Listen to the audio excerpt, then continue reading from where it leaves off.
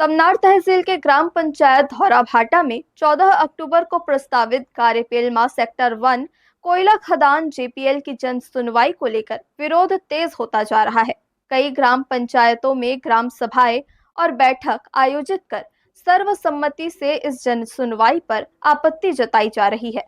तमनार के गारेपेलमा सेक्टर 1 में coal mines की स्थापना के लिए पर्यावरणीय स्वीकृति के लिए आगामी 14 अक्टूबर को जन सुनवाई होनी है, मगर इसके विरोध में आसपास के गांव वाले लामबंद हो गए हैं और लगातार इसका विरोध कर रहे हैं।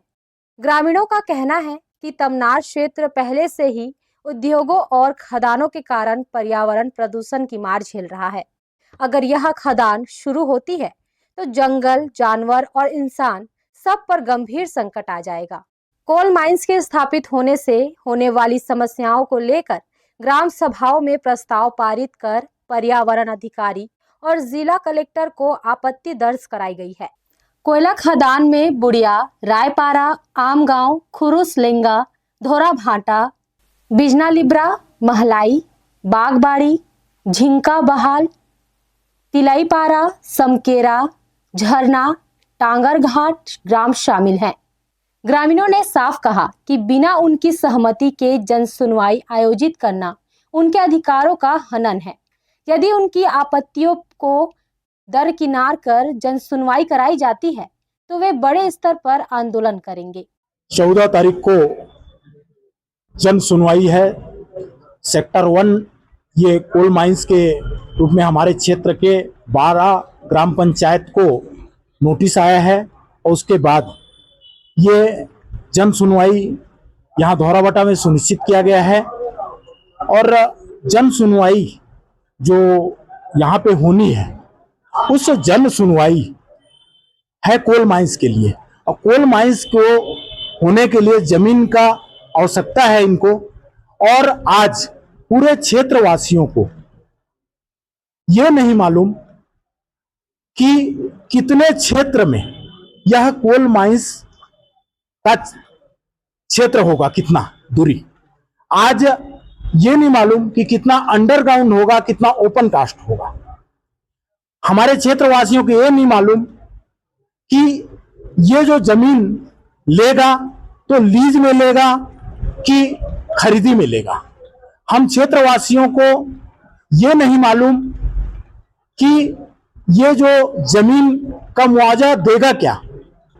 इस विषय को लेकर हमारे पूरे सभी क्षेत्र में, सभी गांव में हमारी मीटिंग हुई है और सब गांव के आज जितने भी आए हैं उस गांव के चुने हुए प्रतिनिधि लोग आए और हम सब लोग ने यह निश्चित किया है कि 6 तारीख को हमारा पूरा क्षेत्र से कम 5000 हमारे जनता अपने ट्रैक्टर के साथ रायगढ़ में हमारा स्टेडियम के पास जमा होंगे और वहां से हमारी जुलूस कलेक्टर साहब को ज्ञापन देगी और साथ ही साथ पर्यावरण विभाग में जाकर ज्ञापन देगी। ये हम लोग ने सुनिश्चित किया।